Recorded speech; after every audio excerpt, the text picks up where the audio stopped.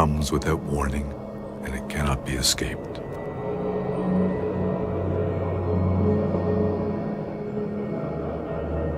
Though teachings on death and dying are no longer common in the West, they remain a part of daily life in the Buddhist cultures of the Himalayas. The kingdom of Ladakh, once considered Western Tibet, is now administered by the Indian government. It is located 3,700 meters above sea level on the borders of China and Pakistan. Because it lies in a politically sensitive area, foreigners were forbidden to visit there until 1974. As a result, the culture of Ladakh is still relatively unchanged.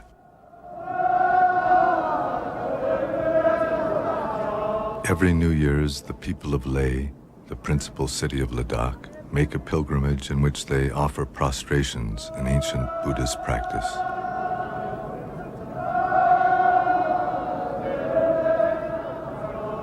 By making prostrations to the Buddha, his teachings, and the community of his followers, they pray that all who suffer in this world may find refuge in abiding peace. According to the Buddhist teachings, Buddhahood, or unchanging wakefulness, is at the heart of every living being. This basic awareness is the essence of life. It is beyond birth and death, but to be born leads inevitably to the sufferings of sickness, old age, and death. Compassion for everything that lives is the basis of a path through this life and to our death. The belief in reincarnation is an expression of that compassion.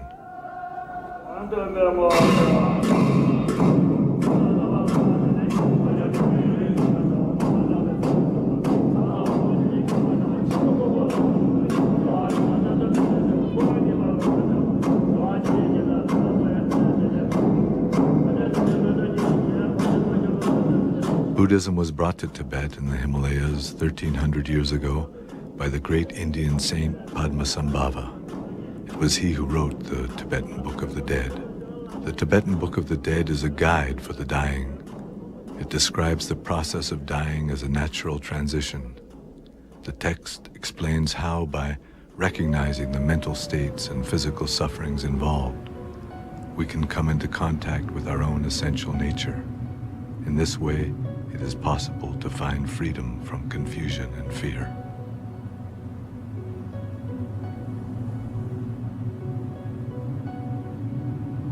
In a small village near the headwaters of the Indus River, an old man, Palden Sering, has died. The women of the family have gathered in the kitchen where they improvise laments to his memory. Whenever he would smile at me, I was never so happy. Now that he's gone, I have never been so miserable.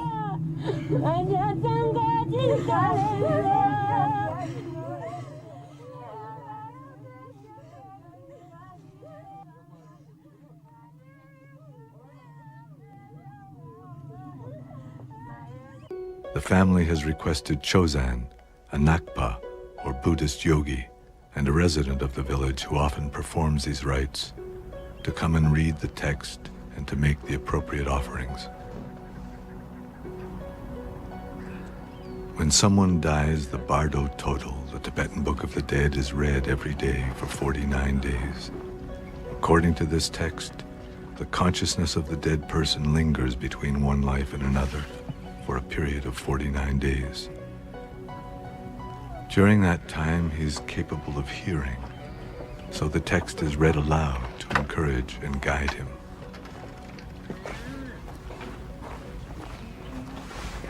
At first, the text is read in the presence of the body. Kept carefully wrapped, this text, like most traditional Tibetan books, consists of unbound pages held between two boards and has been printed from hand-carved wood blocks.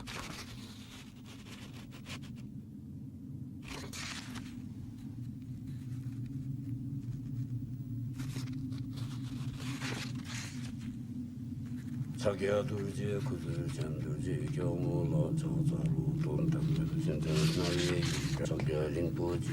son of noble family, that which is called death has now arrived.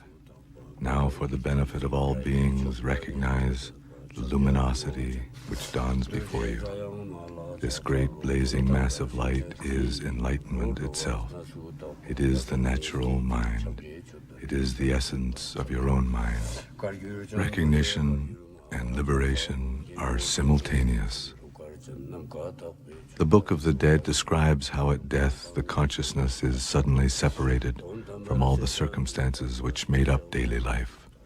Mind experiences its own liberation directly as radiant, pure white light.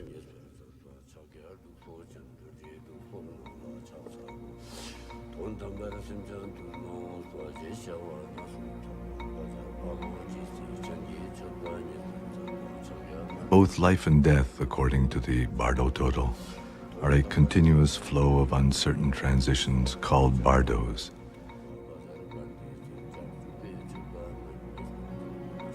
In the bardos of death, if mind does not recognize its own nature, it becomes ever more solid until it enters a new form of life. O son of noble family, now is the time for you to seek a path. You are not alone in leaving this world. Everyone who has come before you has died. You can no longer stay here. Now you should think like this. Now I will abandon clinging to this body and to this world. I will go forward. I will abandon fear and terror. And I will recognize whatever appears as a projection of my own mind.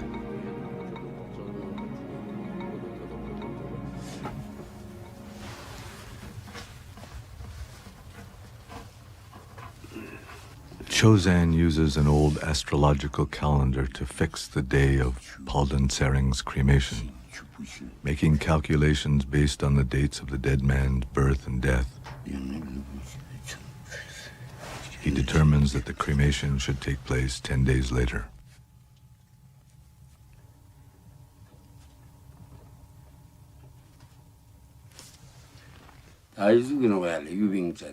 It shows here that Palden Sering may have been a wild pig in his past life, and that he may be a bird in his next one. But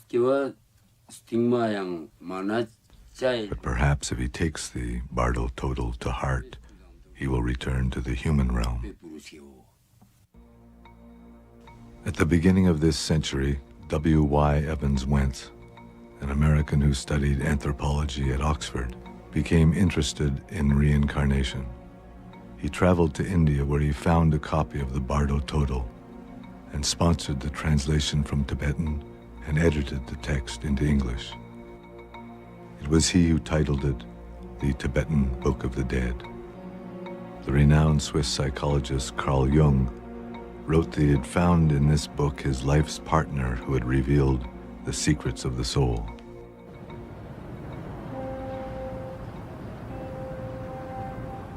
The Living Dying Project in San Francisco has been assisting terminally ill patients for more than 20 years.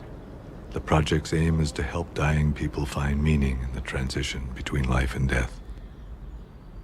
The project was created because the metaphors, the storyline that existed in our culture for dying, in which death was seen as a failure and the enemy and an error of the universe somehow, and therefore the hospital intensive care ward was the ultimate inner chamber of the temple about life. And the whole fear that surrounded the process of doctors seeing death as a failure, for example, we felt there was the need for another metaphorical system. So please begin by picturing in front of you your client or some other person you know who is suffering right now.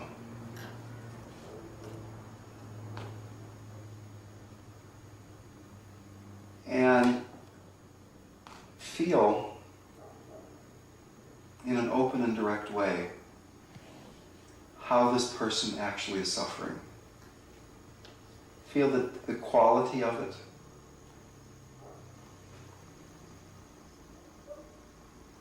The Dying Project was created in order to create an environment in which people that were deep in philosophical materialism could explore another metaphor for life and thus for death. And the people we found most willing to do that were people that were themselves facing death. What do you think is going to happen when you die? This hospice serves people Well, who are expected to die within 6 months. most people talk about death, Would you like to talk about it a little bit? yeah. You want to tell me what you know? Well, I would, and I obviously haven't died myself lately, No. but let me give you what I know, and maybe it'll be useful. Consciousness leaves the body, and consciousness experiences a feeling of integrity and wholeness and safeness, and then it's attracted toward what is universally described as a very beautiful, incredibly beautiful, clear, bright light. It's never described as a beautiful sound or beautiful smell, but this very beautiful light. The reason this light is so beautiful is that this light is your true nature. That would be very nice. That's fascinating. So you've actually been there with people, and they've come back and told you about From this? near-death experiences, and there are people in certain traditions, like for instance in Tibetan Buddhism, who are trained to go into that after-death state with people and guide them. There are actual guidebooks Oh, really? to help people go through this journey, if you will.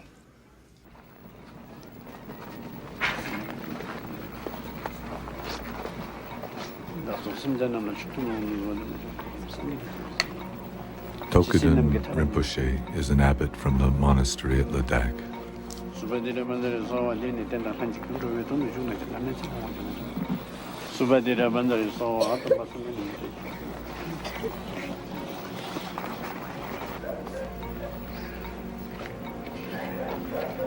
He is making this visit in order to bless the people of the village, to teach, and to see how they are faring.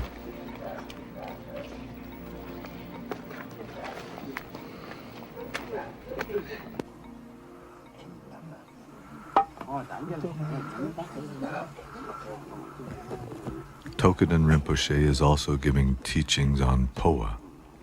This is a method unique to the Tibetan Buddhist tradition for assisting the consciousness to release its attachment to the physical body at the time of death. This is Stanjin. He is 96 years old and has lived according to the Buddhist path for all his adult life. He has a deep interest in these teachings. First, visualize the form of the Buddha of boundless light, Amateus, above your head. Let your consciousness rise upward through your abdomen, upward through your body, up through your neck, and finally out the top of your head. Dissolve there into the light around you. In this way, you may enter directly the pure realm of light.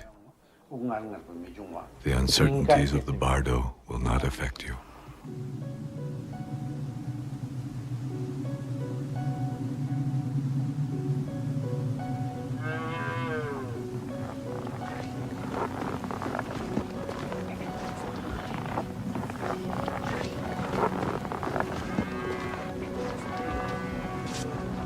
While in the village, Tokuden Rinpoche also goes to do the Poa ceremony for Palden Sering.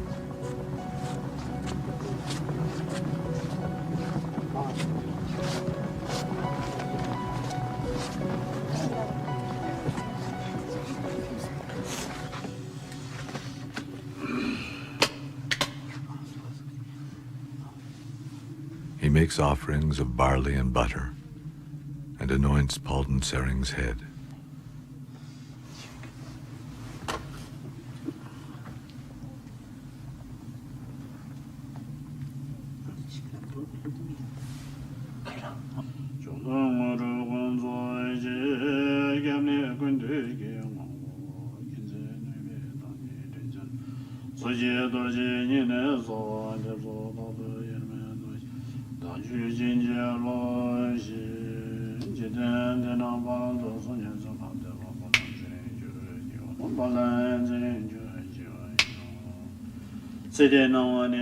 Palden Sering, you have died. The light of this world is fading completely. And the light of the next world has not yet appeared. Your body has lost all feeling. This is what death is. Let yourself go.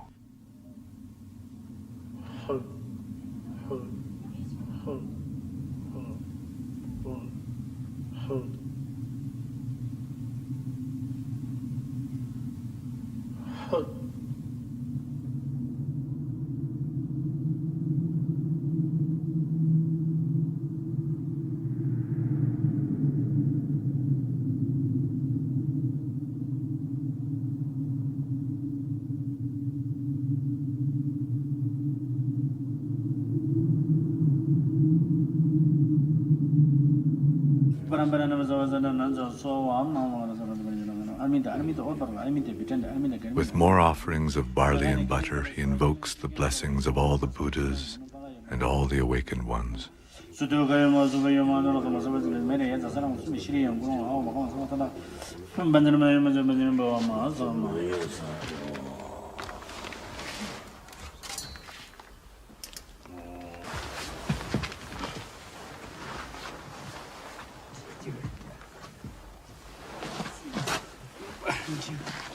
The blood on the head gives an indication that the ceremony has gone well.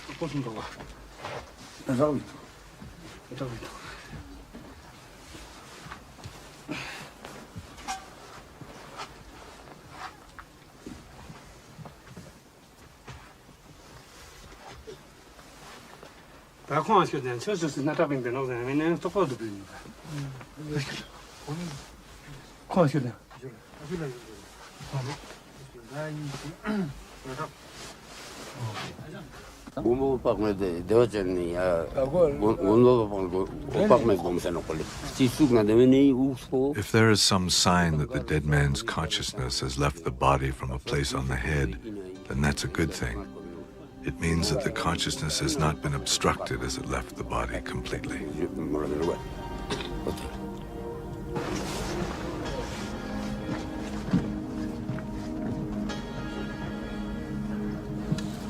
Offerings are left out to encourage Palden Sering.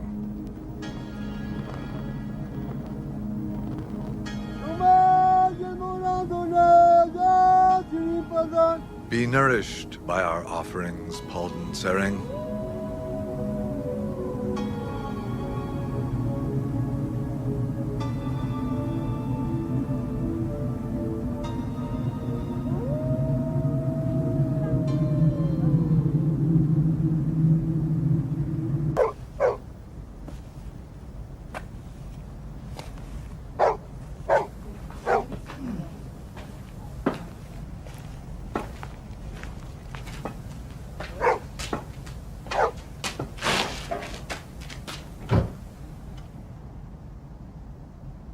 Sunchantam Jetitun Sunchantam Jetitun Lama Lashka Suncha Sanganan Chotandel Yindunan Salama Sangi Chumbandel Chakta Sangi Shakta Tuval Angrimbo Tenandel. Every day, Stangen offers 100 prostrations with these words: I take refuge in the Buddha, I take refuge in the Dharma, I take refuge in the Sangha. By praying in this way, Stangen invokes the wisdom of the Buddha, his teachings, and the community of his followers to help all beings find liberation from suffering. He feels he has accomplished all that he can in this lifetime. He has lived to see his family secure and well, and his last wish now is to die soon.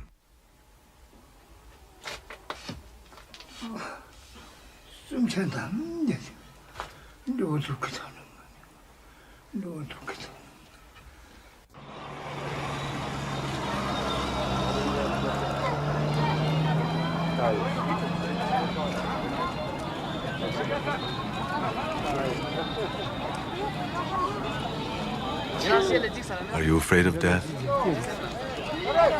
No, everyone must die someday.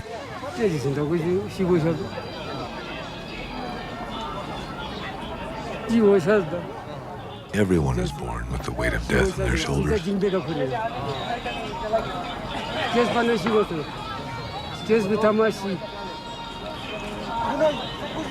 I haven't done anything bad, so I'm not afraid to die.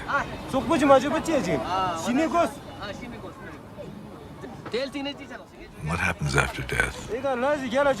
Above are human beings. Below is hell. It's our destiny to die. Why aren't you afraid? Because we'll be reborn. This child is the reincarnation of someone. Everyone is reincarnated.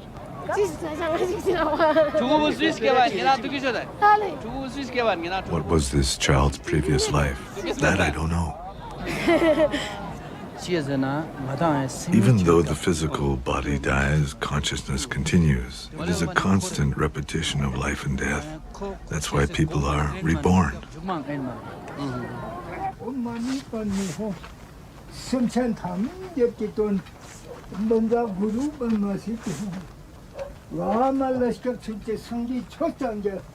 Stangen was born at the end of the last century. It was all he could do just to survive the harsh winters. As a child, he had no blanket, so he slept covered in loose chicken feathers.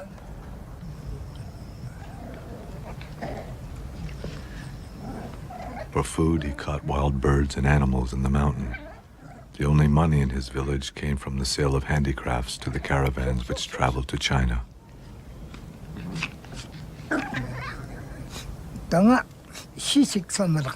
Some of my life was very hard, but I have always practiced the Buddha's teachings.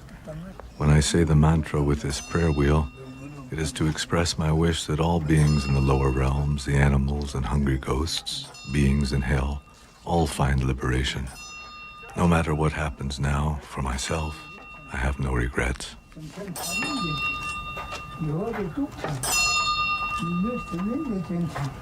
One of the things they wanted me to do today, and let me ask you if this is something that seems appropriate to you, was to read a little bit of the Tibetan Book of the Dead, which traditionally is read to people so they can become familiar with these ideas. Oh, I appreciate it. I'll read it one day.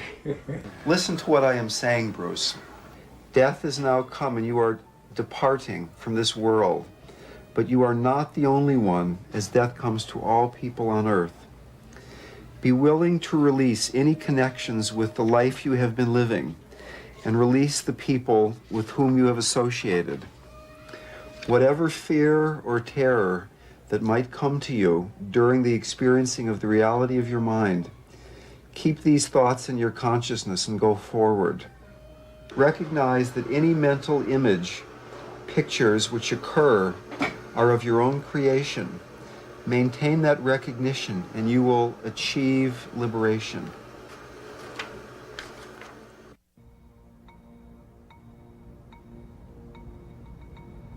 "9 days have passed since Palden Sering's death.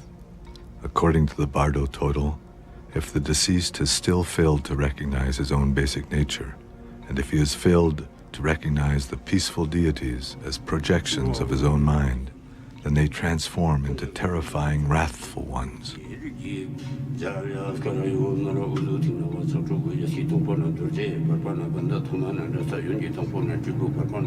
Palden Sering listened without distraction. Now, the blood-drinking, wrathful ones will appear. Their bodies are dark red or dark blue, with 3 heads, 6 arms, and 4 legs spread wide apart. Their 9 eyes gaze into yours with a furious expression. They hold human skulls full of blood, and they roar like thunder. They are accompanied by a retinue of their own kind in many colors, and they fill the whole of space. Do not be afraid. Do not be confused. Recognize them as the projections of your own mind. Do not be afraid, for they are your innate wakefulness. If you recognize this, you will be liberated.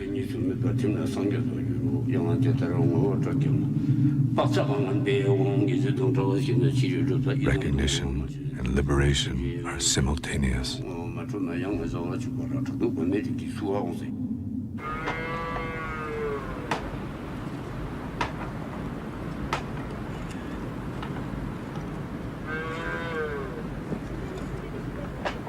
Today is the day of Palden Sering's cremation. Monks have been chanting in the house with the body since early morning.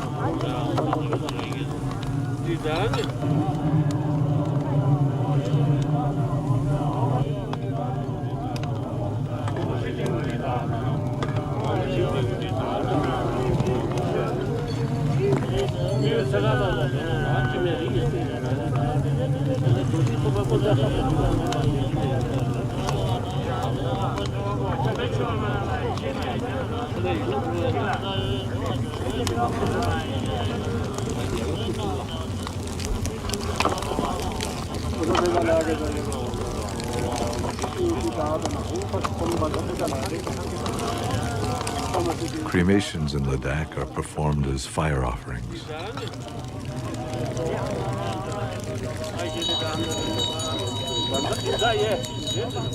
In order that he may no longer cling to his former body, and so that his relatives and loved ones may release him from the bonds of their attachment to him, his body is offered to the fire.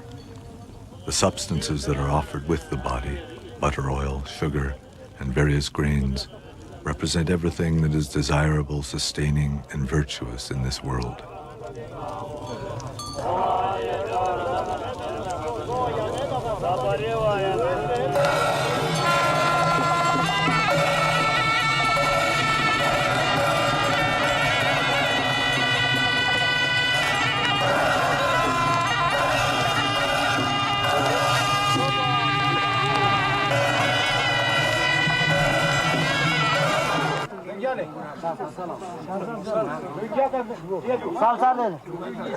To complete this process, Palden Sering's possessions were donated to the monastery. The day after the cremation, the monks auctioned them off to the people of the village.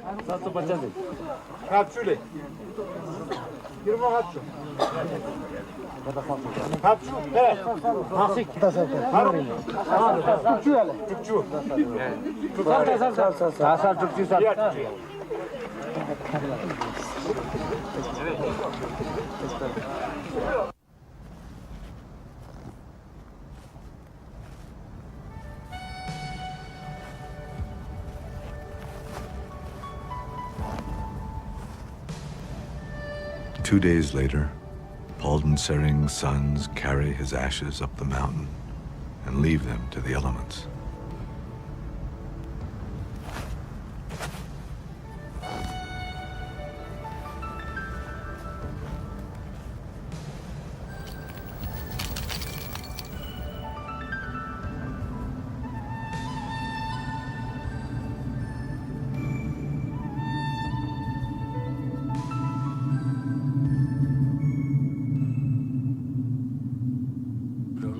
Paulden Sering, listen without distraction. The body which you had in this life is becoming indistinct to you, and the body you will have in your future life is becoming clear. As you sense this, you will become frightened and sad. There is no place for you to rest, and no stopping place in your ceaseless wandering. You do not care what your next life will bring as long as you will be born soon, and so you approach anything that appears before you. Take care, Paulden Sering. Do not be afraid. Look for a good human birth, where you may yet recognize your own true nature.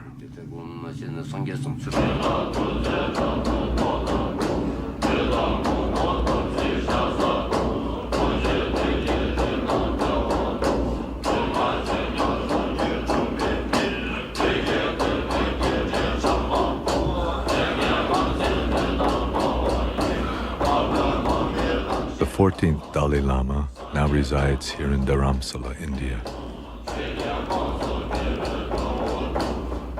He was born in 1935 and was recognized 5 years later as the incarnation of the previous Dalai Lama. As a young boy, he could recognize people who were familiar to his predecessor and select objects which he had used. After his formal recognition, he was rigorously trained and assumed full spiritual and temporal authority as leader of the Tibetan state in 1950 at the age of 15. If you accept, if you believe, if you accept, you see, life, continuation of life, then death is just one occasion. Like you see, they're changing when your clothes become, old, and then you see, the old cloth, you see, throw away and take, you see, new, nice, you see, cloth. Similarly, this old body cannot function properly, then change the new body, more energetic, more fresh body.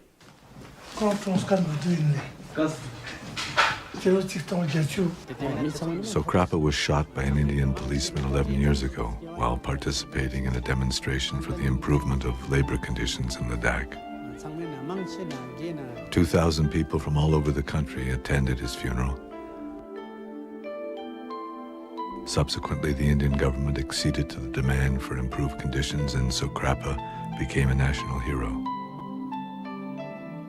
We have confirmed that this boy is the reincarnation of the monk Sokrapa. All Ladakh is very happy.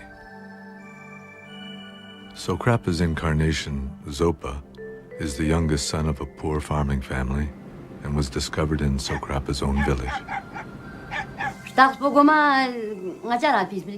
When he was born, he had a bruise on his side which did not go away for a very long time. He said that he had been hit by a bullet and it hurt him.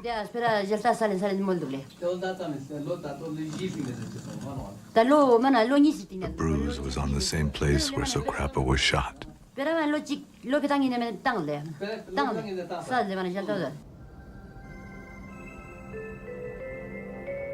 When Zopa was 2 years old, he said he wanted to meet his aunt. But the aunt he was referring to was Sokrapa's aunt, who had raised Sokrapa as a child and had lived with him. When he visited her, Zopa was able to identify all the objects which Sokrapa had regularly used.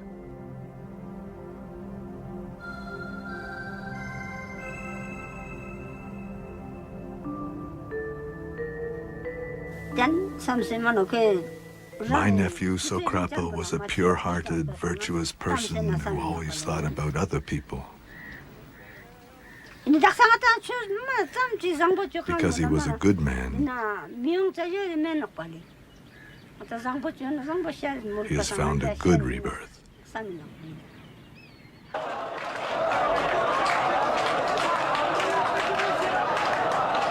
When Zopa was 8 years old, the village gathered funds to send him to be trained at Sera Monastery in Mysore, India.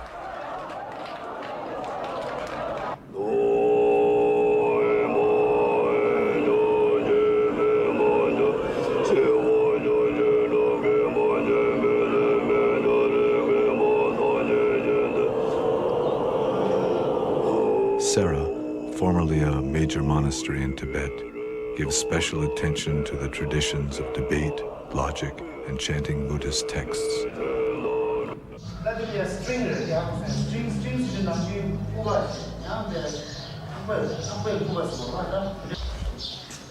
The people of Ladakh hope that Zopa will one day return to his country as a future leader.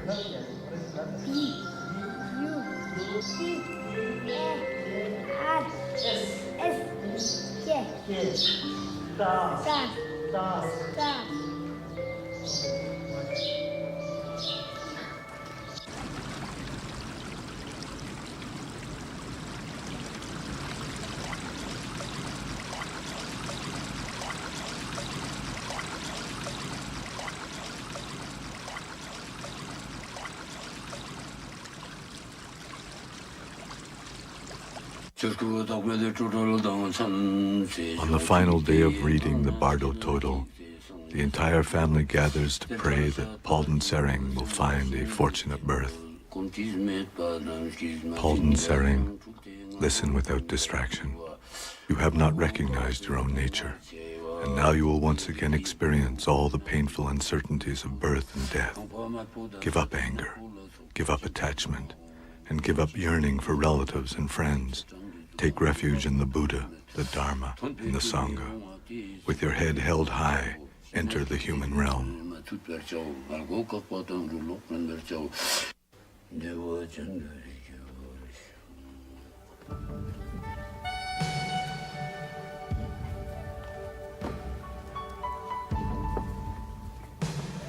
I am very happy that we have been able to offer all these prayers and this reading to help my father. We have done all that can be done for Palden Sering.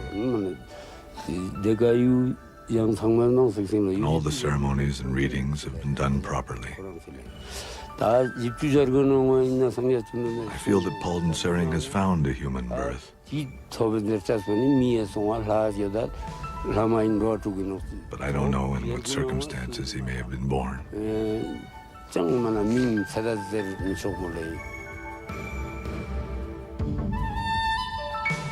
The Tibetan Book of the Dead presents the states of dying and after death as a continuous possibility. We can become frozen in our attachment and fear, or we can recognize the liberation of our true nature. The Tibetan Book of the Dead shows that this opportunity is available to us in every moment of life and death. The heavy body of flesh and blood and bones has within it this body of consciousness, this body of light. Becoming this body of light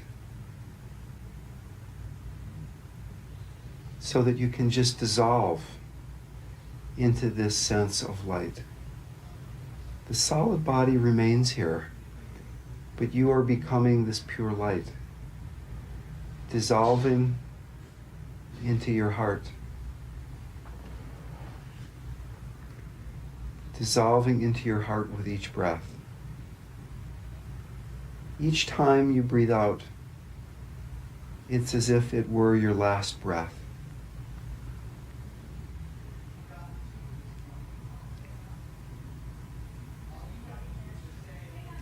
Expanding into a larger and larger sense of spaciousness. Nothing to hold on to. Beyond the mind, beyond the body, floating free in space, totally safe, any distraction dissolving back into the heart, floating free.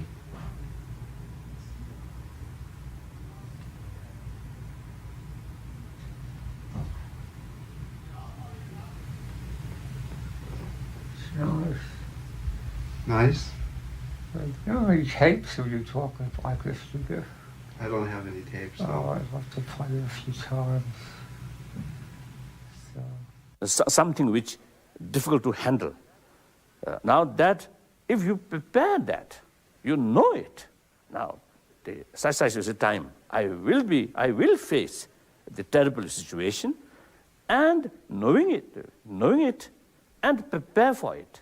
Then when actually that happen, you already accepted, you already prepare for it. So much easier to handle. And I accept that actually. And it's not like it's an awful thing, you see. And if you can get to that point, you face death a lot. Because it's just another thing along the way. And sometimes I also, have some kind of excited feeling towards death. Now, because, in my daily prayer, they deal with, the death process and the partha process and next life. So therefore, when I sometimes think about death, then I got some kind of excitement. Whether really I can utilize these practice fully at that moment or no.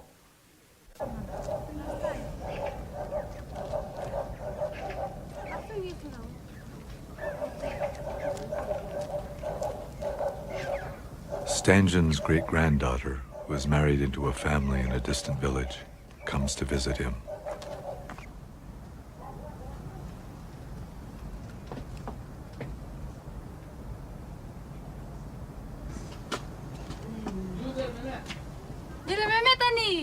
Grandpa, how are you? Here's my son.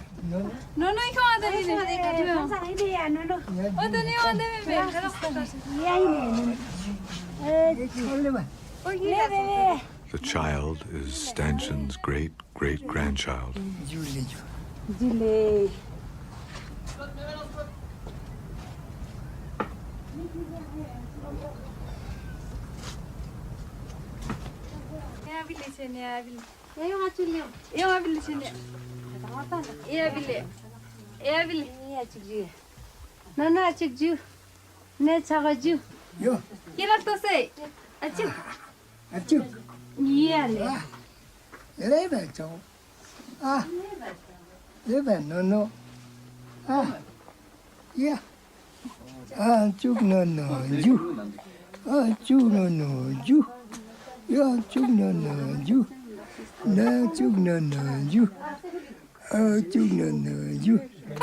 Stangen is very happy to have his family with him.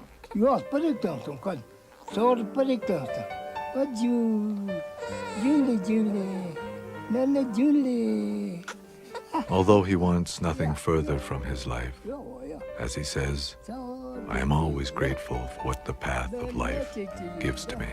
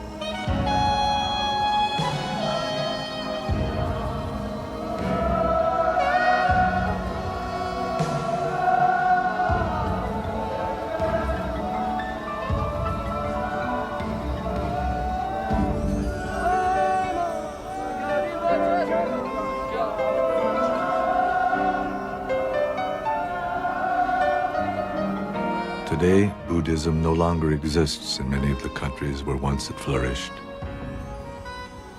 Nonetheless, in those countries where it is still practiced, it is a source of guidance and strength, and it continues to express people's aspirations for the well-being of all.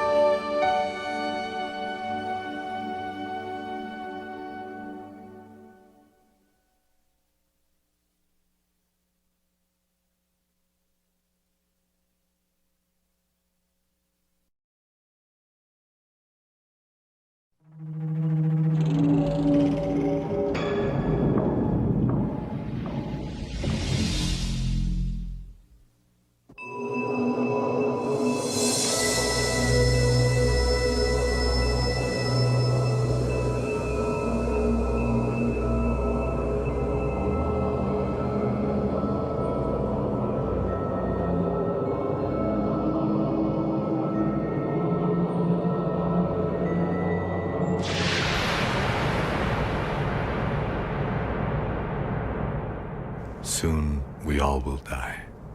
Our hopes and fears will be irrelevant.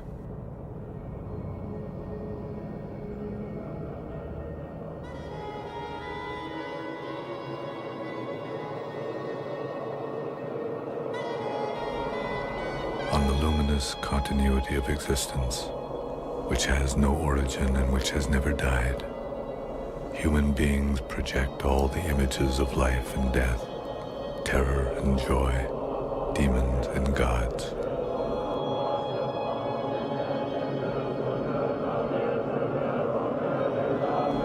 These images become our complete reality, and we submit without thinking to their dance. In all the movements of this dance, we project our greatest fears on death, and we make every effort to ignore it.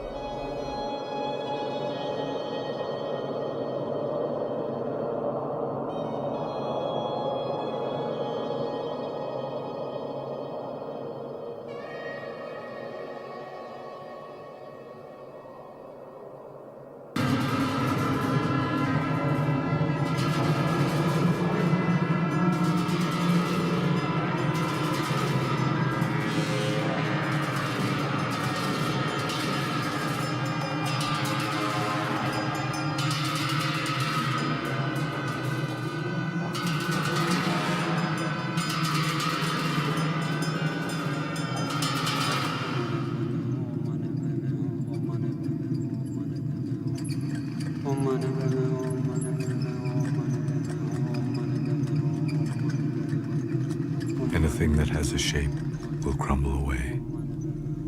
Anything in a flock will disband. We are all like bees, alone in this world, buzzing and searching with no place to rest. So we offer this prayer. Delusions are as various as the reflections of the moon on a rippling sea. Beings so easily become caught in a net of confused pain. May I develop compassion boundless as the sky, so that all may rest in the clear light of their own awareness.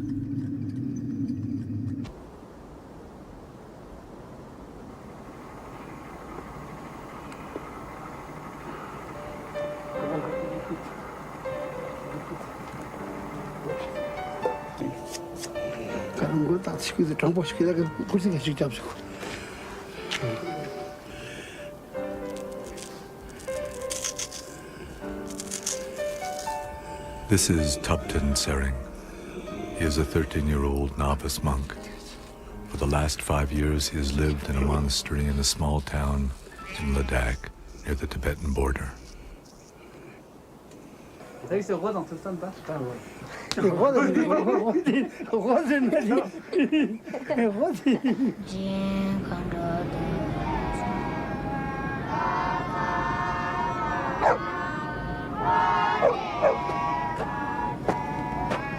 is Tupten's teacher, Lama Pema Shoden. Like Tupten, he was born into a poor farm family. He has spent all his life studying and practicing the Buddha's teachings.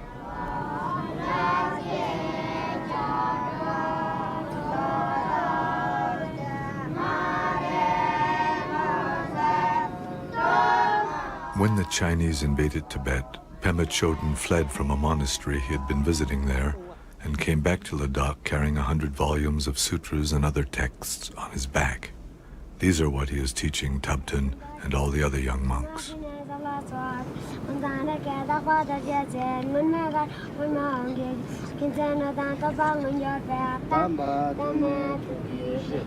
Sutras are the records of the Buddha's words.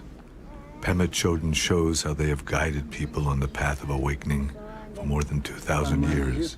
He is careful that his students learn their true meaning and know how to apply them properly in daily life. Buddhism is always taught this way, directly from teacher to student, and Pema Chodron teaches just as he was taught.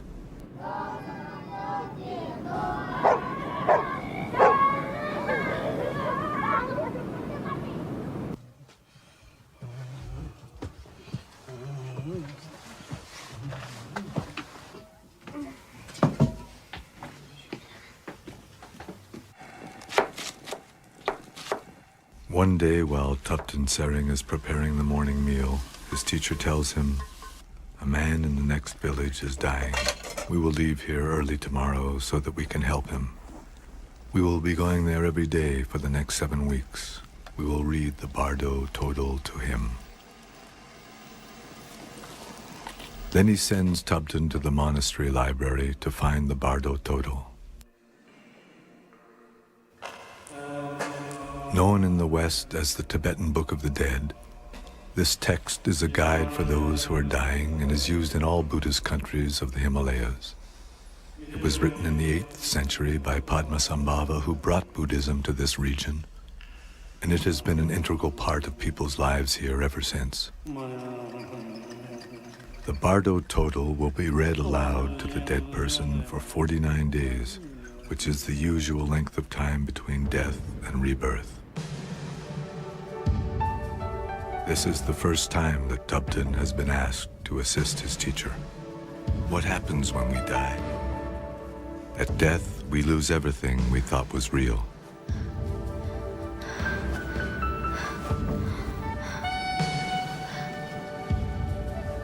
Unless we can let go of all the things we cherished in our life, we are terrified.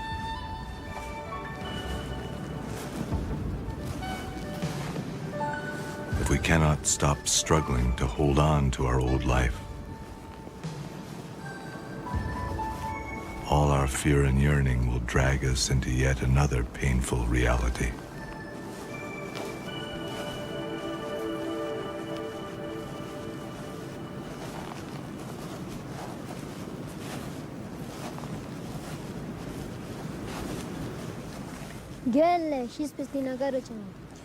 But where does the consciousness actually go? We are always wandering through transitional states called bardos. The name of this text means the great liberation through hearing in the bardo, and it describes the transitions from death to life. As we read the text aloud to guide the dying man, what happens will become clear to you.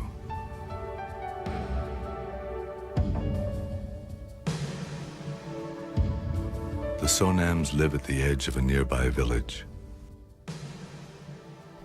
The family is very religious, and Grandfather Sonam is often at the temple. But it is his second son, Sering Sonam, who is dying. He has been somehow stricken while traveling on business, in spite of the fact that he is only 42. will be hard for him to let go of his attachment to this world. To leave his wife and his old father must be very difficult, and this can cause him to wander in the painful uncertainty of the bardo for all of the 49 days after his death.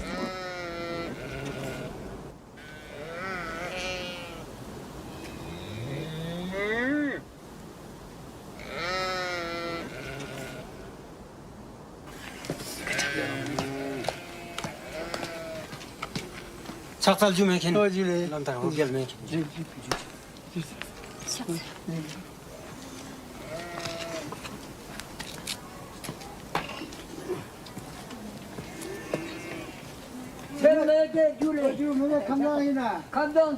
Thank you for coming to us. Are you well, old man? I'm all right. But my son... The Lama will do all he can for the dying man and also for his family, who themselves must be grief-stricken at the suddenness with which they face the loss of beloved son, husband, and kinsman. The bardo of dying lasts from the beginning of the body's physical collapse until the body and consciousness separate. While we are living, the elements of earth, water, fire, and air together support and condition our consciousness and our perceptions.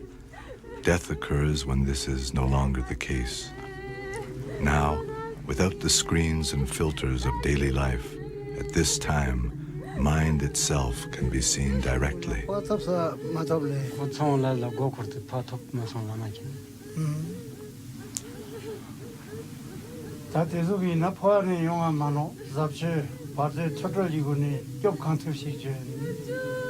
We will now begin to read the Bardo Total.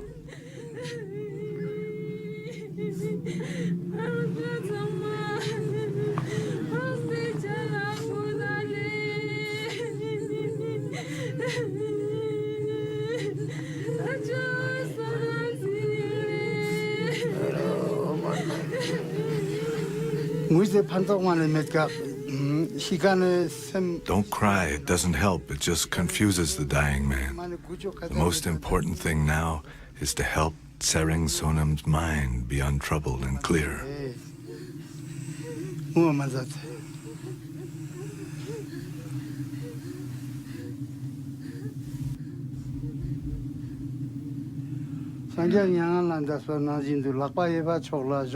First, move him onto his right side.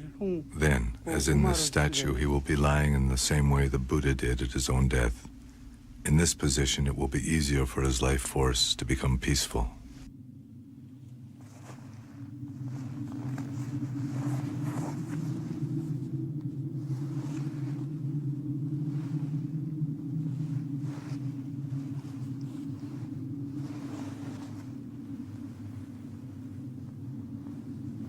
According to the Book of the Dead, dying people are sensitive to sound both as they die and for certain periods after their death. Thus he will hear the teachings which can help him.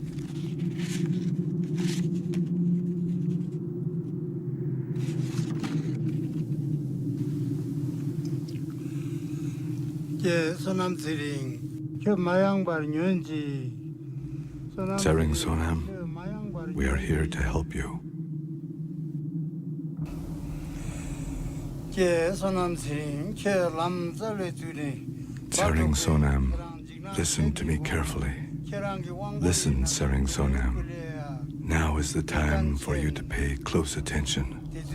Do not be afraid. You are dying, and the four great elements of your body are collapsing one into the other. It feels as if you are being crushed by mountains, tossed by waves, scorched and carried off by a strong wind. This is the bardo of dying. It is important now to recognize your own nature. Do not resist this. Do not be afraid. O son of noble family, the time of death has arrived. Now let your compassion be limitless as space. Let your mind be at peace. Rest in this, the vast, empty luminosity of mind itself. The Tibetan Book of the Dead describes the collapse of the body's constituent elements. Earth collapses into water, water collapses into fire, fire collapses into air, and air dissolves into consciousness. Then there is an experience of piercing luminosity, pure white light, the clear radiance that arises from the direct experience of one's own basic nature.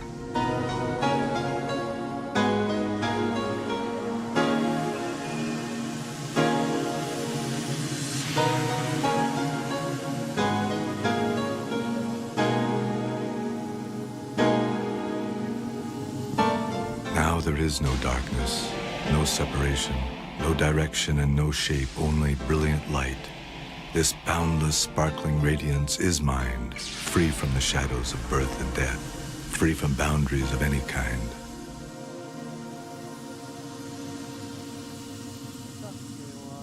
Sering Sonam, listen.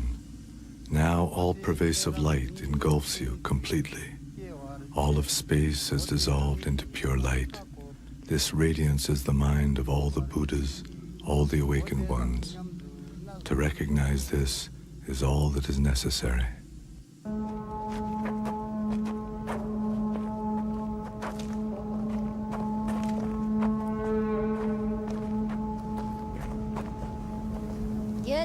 Teacher, what happens to him if he doesn't recognize his own nature? Well, there were definite indications that he did not recognize it, so it is as if he has fallen into a dreamless sleep.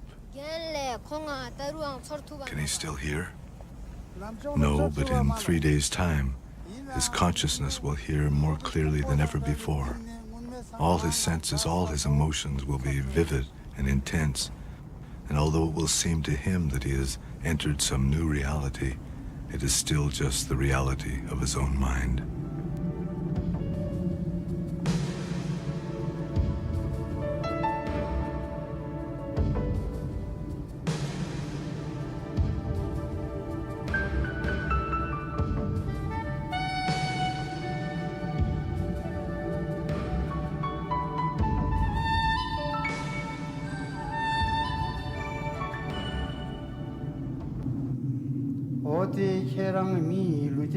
Because you didn't recognize your real nature, you have wandered here, and your own mind will now arise before you in unfamiliar ways.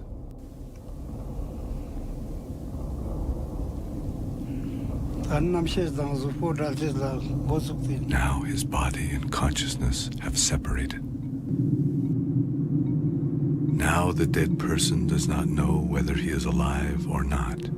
Even so, he can see his family and hear them crying. O Sering Sonam, listen carefully. You are not alone in leaving this world. Everyone dies. Do not indulge any longer in desires and longings for this place. There is no way that you can stay here.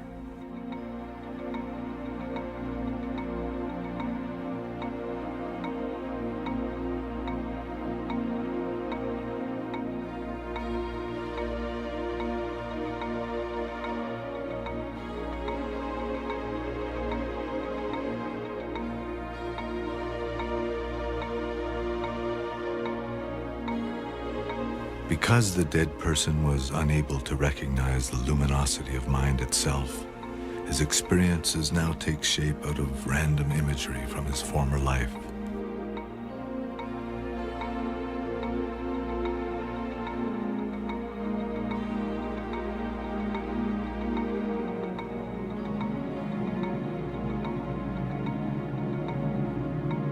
He sees his friends and relatives calling out to him, but they cannot hear his replies. Death has cut him off from them, and sorrow strikes his heart. He sees his family and relatives crying. He can see his bed, but he is no longer the one lying there. Instead, there is a corpse.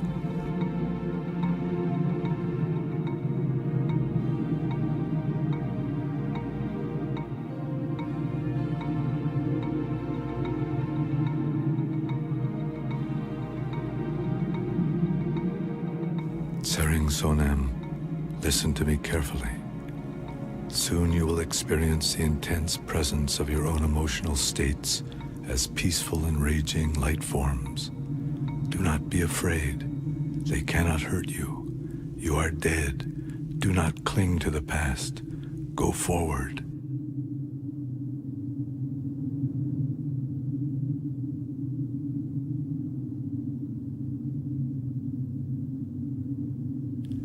Tsering Sonem, go forward. You are dead. Do not cling to the past.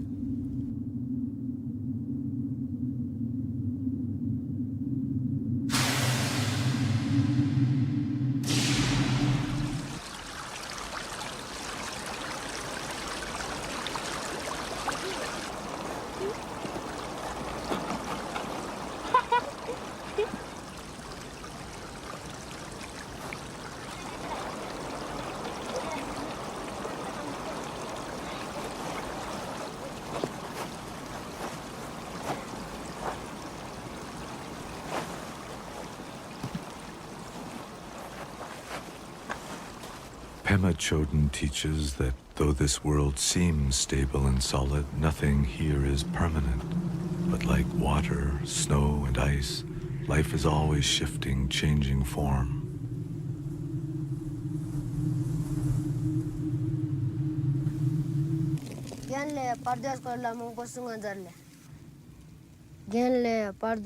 Please tell us more about the bardo.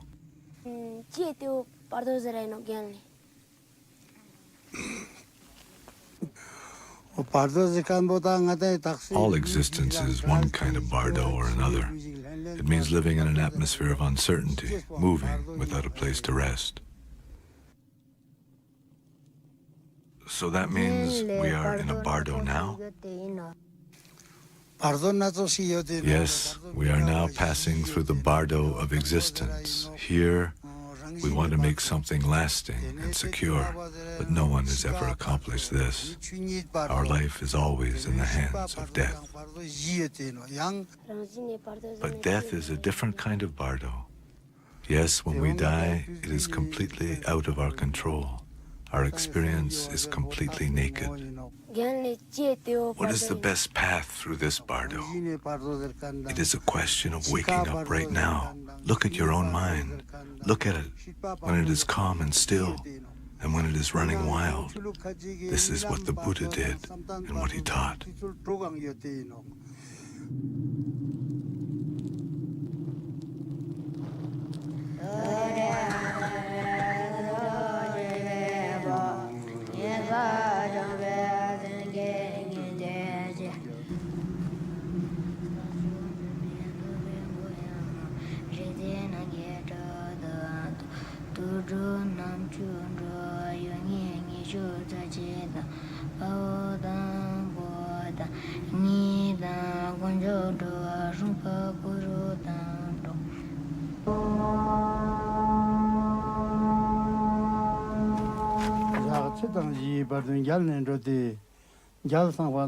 Tsering Sonem, listen carefully. You do not know who you are or where you have been. Now you will meet your mind in the form of projections which seem vivid and entirely real. Now you will see penetrating blue light shining all around you. This is the essence of consciousness itself, Buddha Vairochana. His wisdom is like a mirror, reflecting everything. He is the form of consciousness in its complete purity. This wisdom is inseparable from your own heart. But also, you will see a diffuse white light. Avoid it. If you follow the allure of the soft white light, you will find yourself ensnared in the temporary pleasures of being born as a god, living in lordly ignorance of the passage of time, yet subject to unexpected death.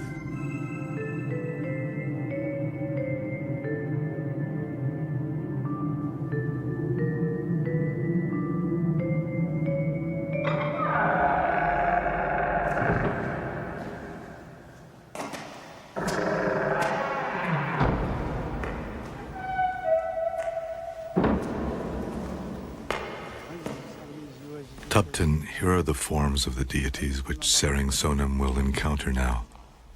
They are the wisdom in his very heart and mind. The 42 peaceful deities will emanate from his heart, and then the 58 wrathful ones will emerge from his brain. They will appear one by one, and then all together.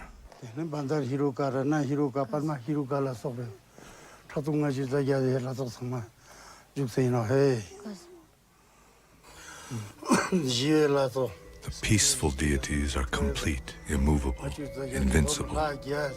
If he cannot bear to enter their vast benevolent space, if he cannot let go of self-centeredness and fear, these deities will become terrifying, wrathful ones who drink the blood of his ego clinging and crush all his delusions. If he recognizes them as an expression of his own mind, they are the unsparing face of wakefulness.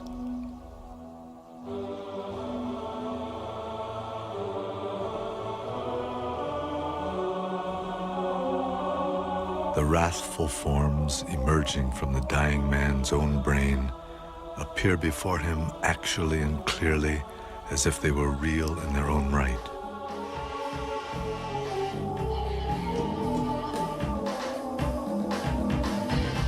The terror and anger he feels are his own efforts to evade being completely awake. He wanders uncertainly in the landscape of his own mind. If he recognizes this as his own projection, liberation is instantaneous.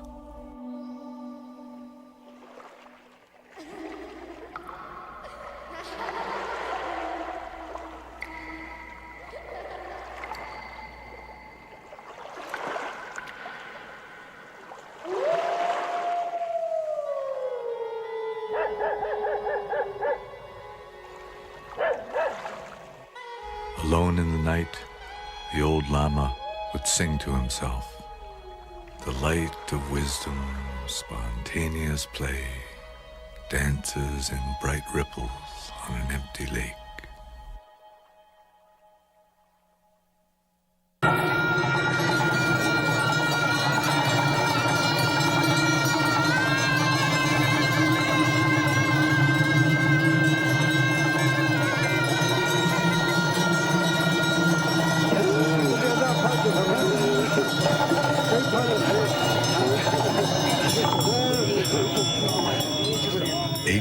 After his death, Sering Sonam's body is cremated.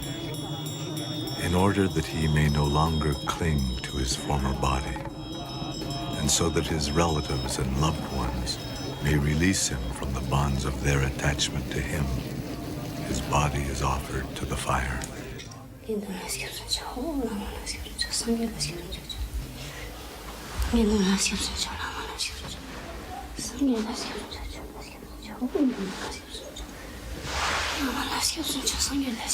I take refuge in the Buddha. I take refuge in the Dharma. I take refuge in the Sangha. Sering Sonam's widow makes this prayer not just for herself and her husband, but for all beings to be released from suffering. It's been 8 days since Sering Sonam died, but still he wanders in the bardo. Now he is seeing the wrathful deities, so it is a difficult time for him. Please continue to think of him kindly. Continue to offer prayers for him and encourage him. It will help him find his way.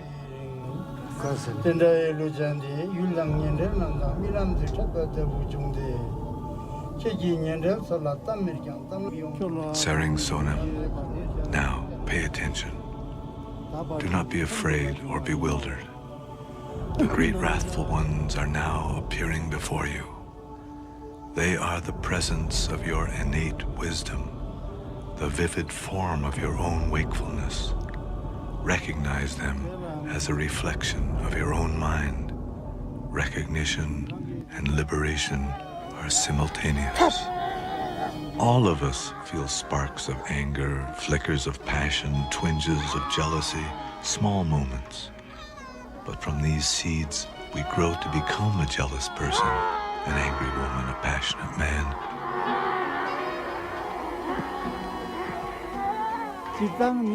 We say, "This is what I am," and we act accordingly.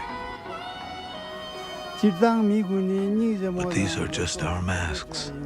We forget that we are wearing them, and we run from the ones which others wear. So really these wrathful deities are just part of us? Yes. That's why I say it's impossible to run away from them. They are the sharpness of your own clarity. They are all in your head. But still, it's hard not to find them frightening. Maybe they can't understand why you're always running away.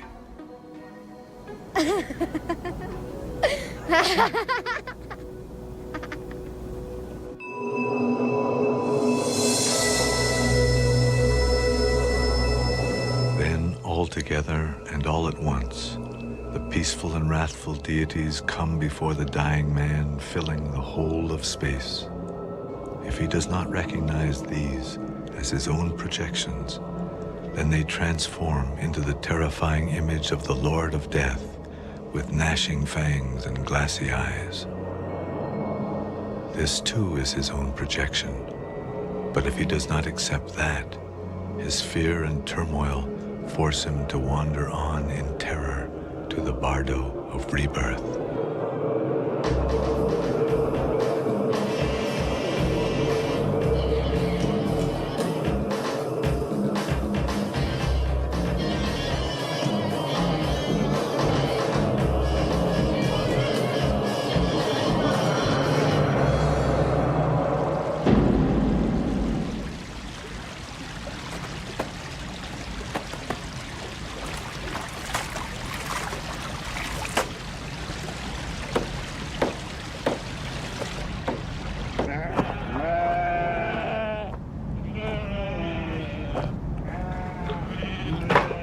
When Tsering Sonam was alive, he was too busy to look closely at his life. Now 3 weeks have passed since his death. Drawn on by the stream of his old habits of mind, he still cannot recognize his own basic nature. Now he has left the bardo of the nature of mind. Again he is lost and wandering, so now he seeks to end his suffering by being born into a solid and familiar place. Now in the bardo of rebirth, all his senses have become extremely acute, and his consciousness is like a body without substance. In this body, the dead man, by a mere thought, can travel anywhere. As if he had miraculous powers, he can pass through mountains or circle the universe. He can enter anywhere, but nowhere can he rest. In the pain of his endless wandering, the thought of being born now promises great relief.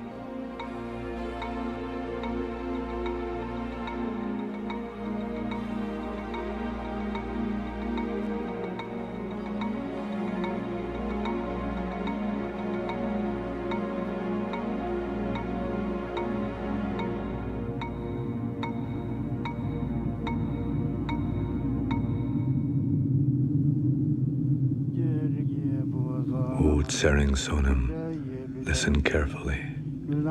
Though you can still see your family, they no longer know that you are with them.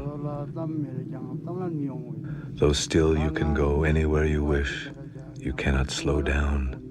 You are simply being driven on the winds of hope and fear, just as a dead leaf is carried on a gale. Still unable to recognize his own nature, his anger, lust, and confusion become ever more intense, ever more solid. They at last appear to him as entire realms where he may stop and dwell. O Tsering Sonam, now all your desperate thoughts pursue you as shadows, beasts, and armies of demons. You will move about, backwards and forward, towards anything that appears. The image of your former body is becoming faint, and the image of your future body is becoming clear. Any birth seems better than your current pain.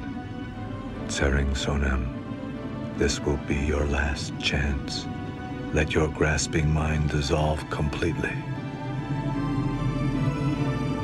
Whether you are born as a god or a human or an animal, whether you are a hungry ghost, a jealous god, or a hell being, you will again suffer the inescapable torments of living and dying.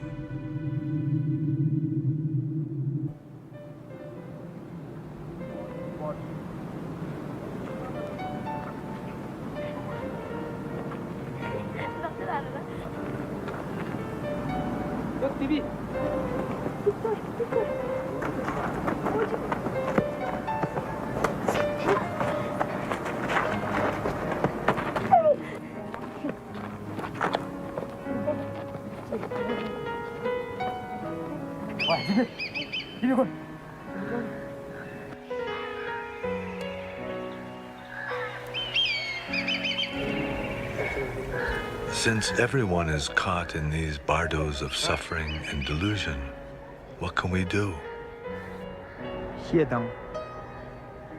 People make hell realms out of their own anger.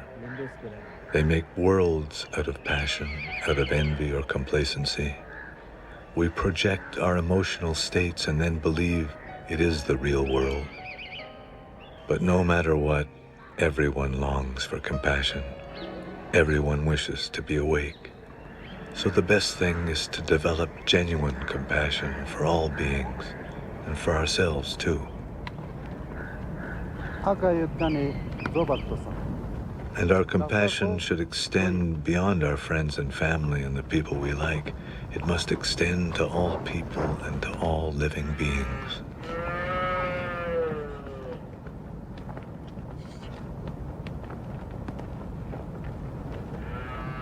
Somehow it seems if we don't truly care for others, we can never know our own minds.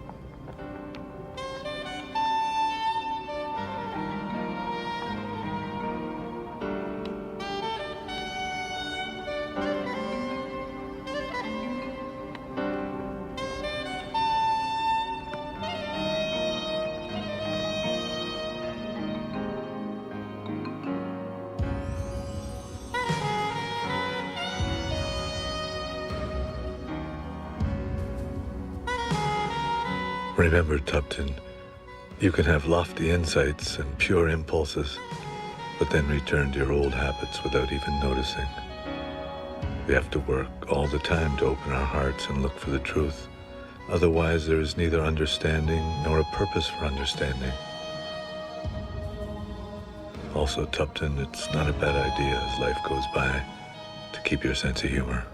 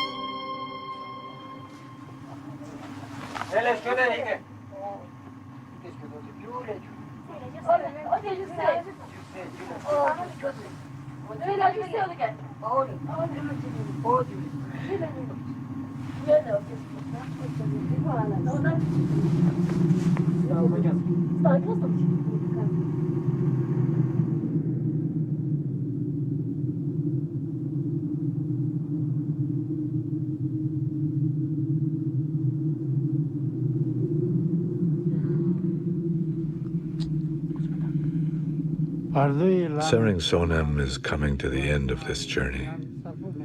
As he reaches the end of the bardo of rebirth, the features of the world he is going to enter will become very clear to him. If he pays attention now, he can find his way to a favorable rebirth.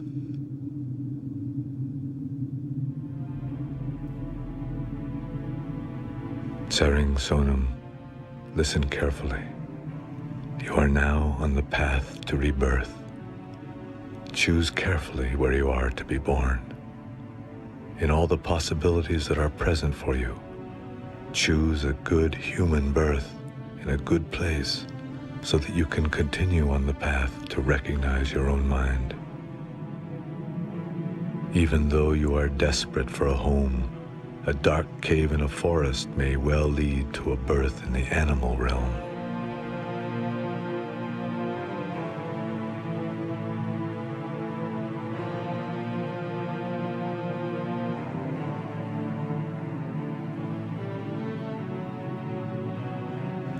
Even if you are consumed by yearning, the realm of hungry ghosts is a never-ending wilderness where life is ruled by hunger and thirst.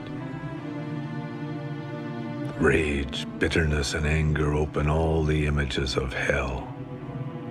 The gods may command all the pleasures of the senses, but their death comes as suddenly as an unpleasant smell borne on a summer breeze.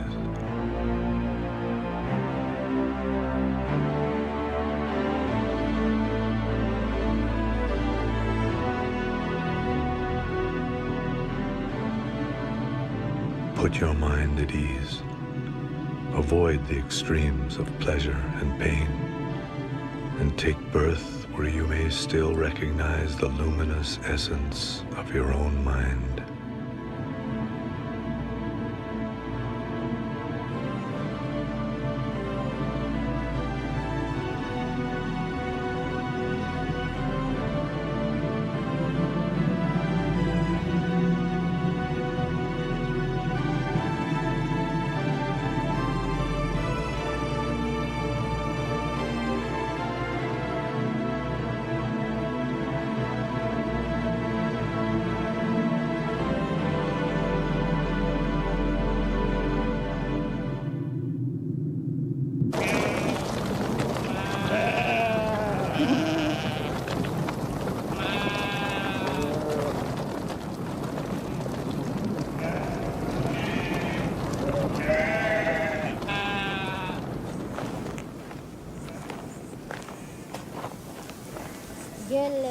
Will Tsering Sonam remember much of his journey when he is born again?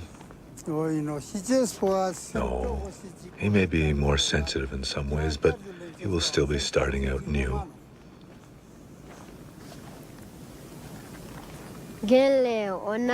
So it seems that coming to life is not necessarily a thing to be celebrated.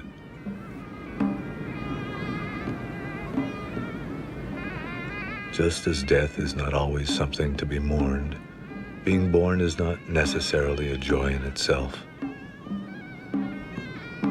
Then what is the meaning in our journey through life and death? Seeking the truth and practicing compassion, that is the way life becomes meaningful.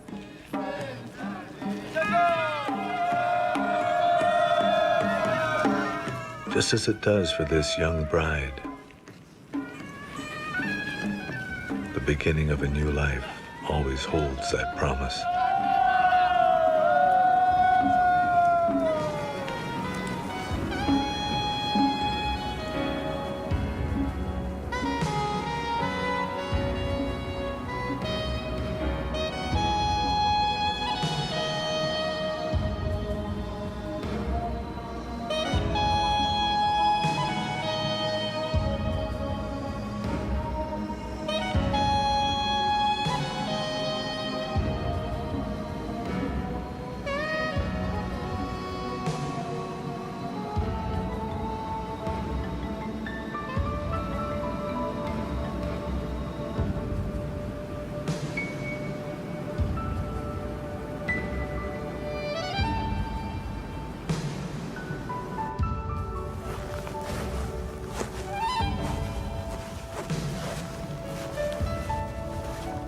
When you are born, you cry, but the whole world is overjoyed. When you die, the world cries, but you may find the great liberation.